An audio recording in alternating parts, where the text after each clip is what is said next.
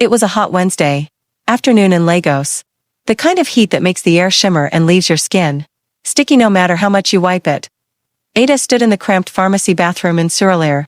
Her hands trembled. She wasn't sure if it was fear or the weight of what she now knew. She leaned against the sink, biting her lower lip. She was staring at 2 red lines on the test strip. The smell of disinfectant mixing with the faint odor of stale mop water. The ceiling fan above her whirred lazily, offering little relief. She thought of Deli, his laugh. His promises, the way he always said, "Baby, just give me time. You go see say I go blow."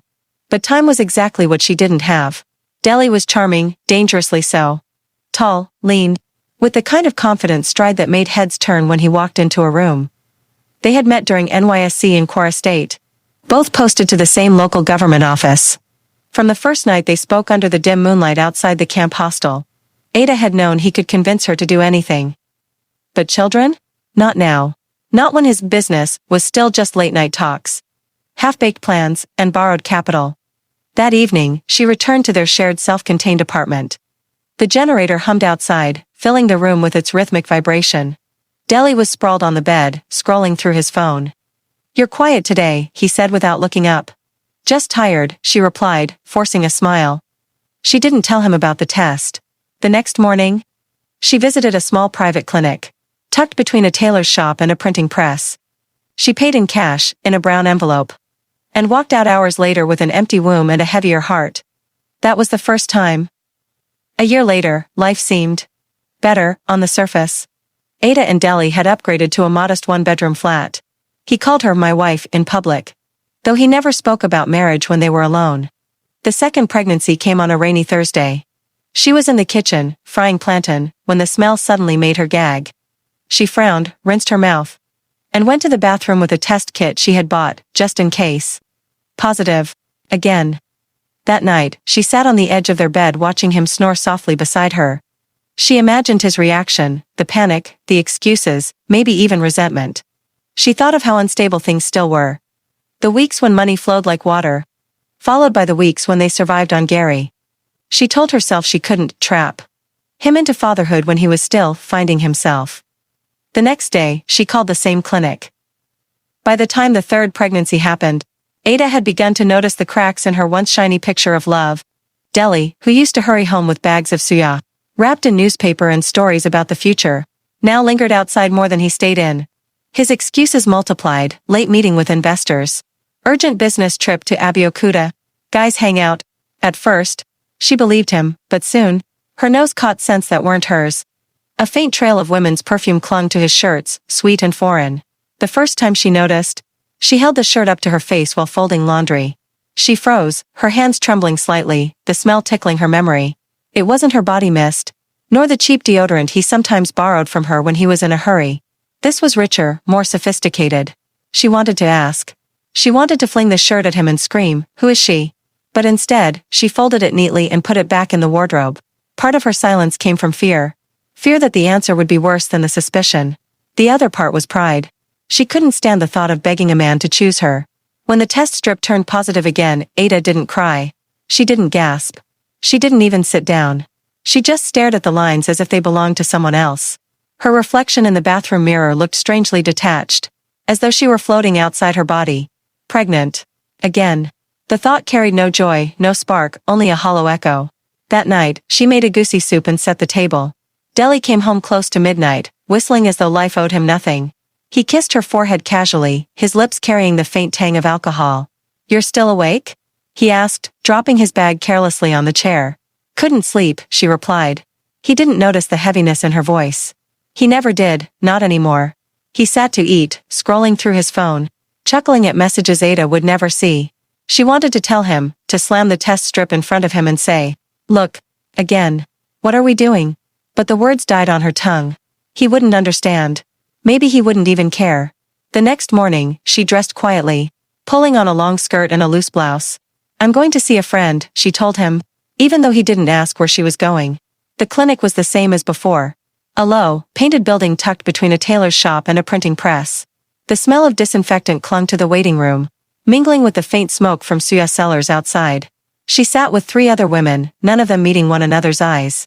Each carried her own silence. When the nurse finally called her name, Ada rose, her legs heavy but steady.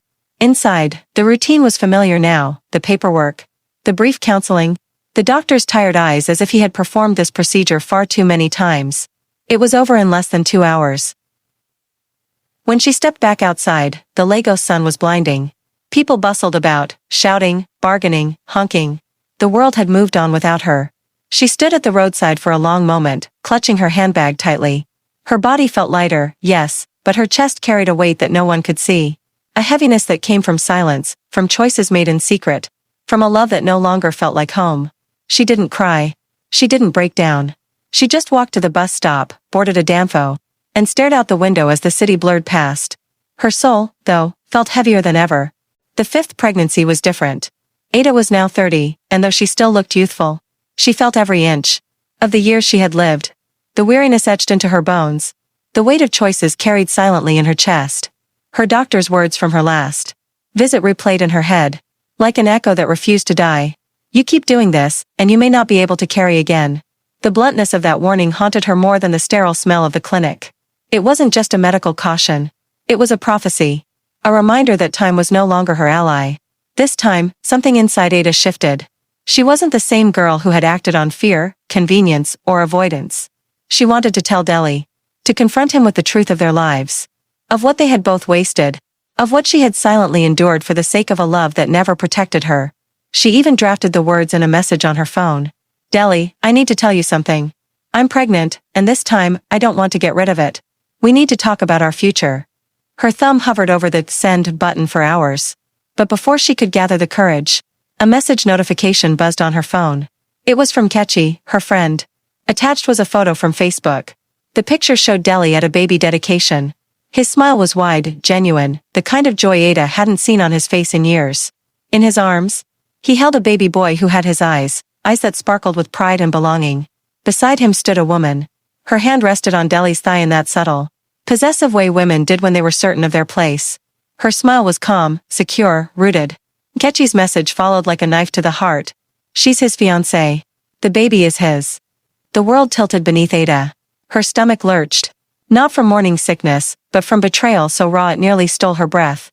She dropped the phone onto the bed, clutching her chest as if to steady the earthquake inside her. All these years, she thought.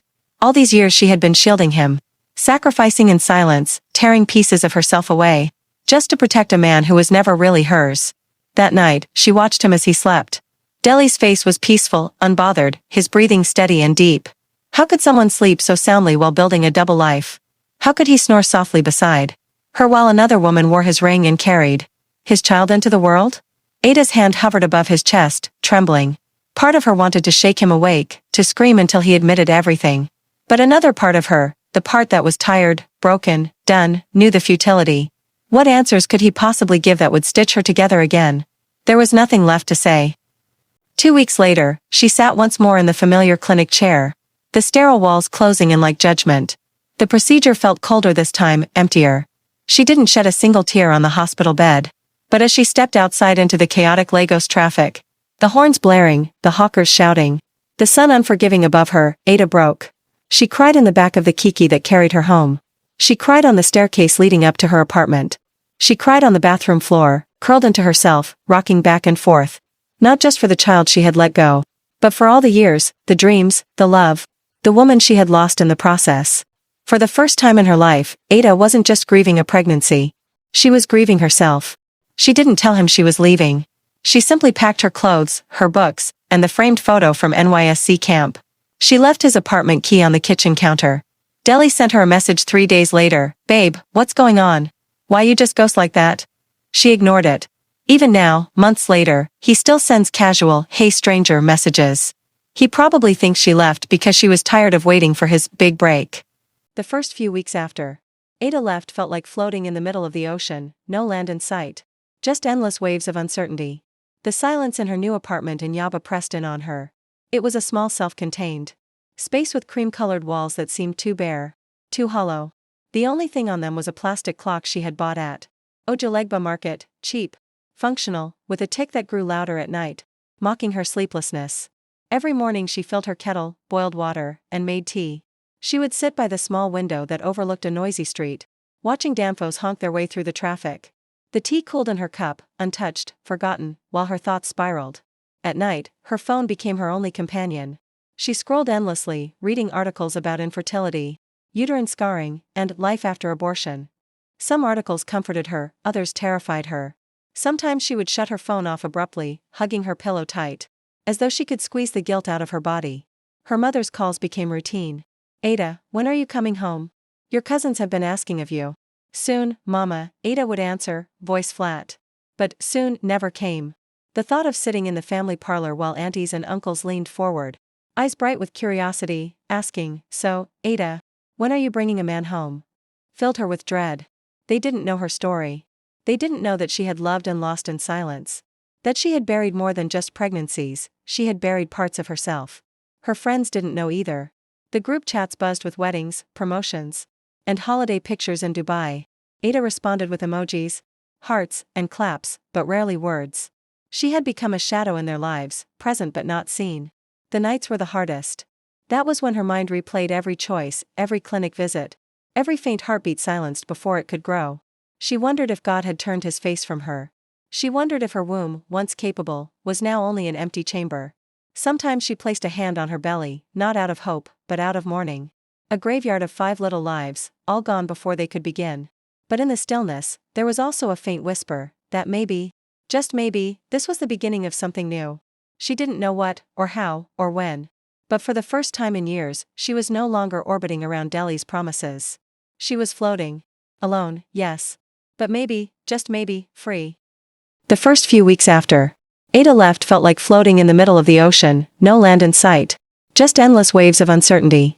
Her new life in Yaba was nothing like the one she had imagined for herself at 30. She had moved into a small, self-contained apartment tucked behind a row of shops that sold provisions and phone accessories.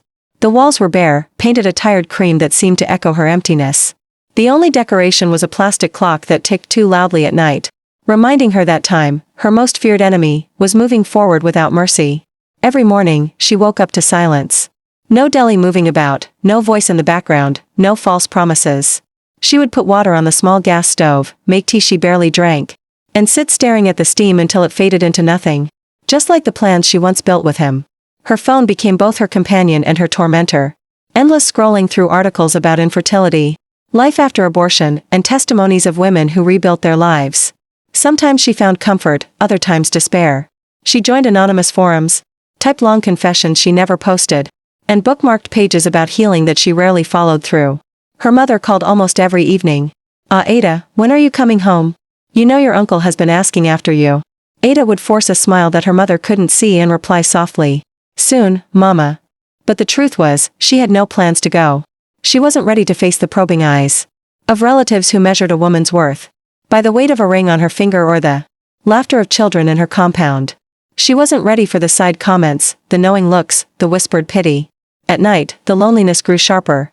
The city outside was alive, the faint honks of Danfo buses, the laughter of neighbors in the compound, the music spilling from a bar across the street. But inside her small room, Ada felt suspended between past mistakes and an unknown future. Sometimes she caught herself replaying memories of Delhi.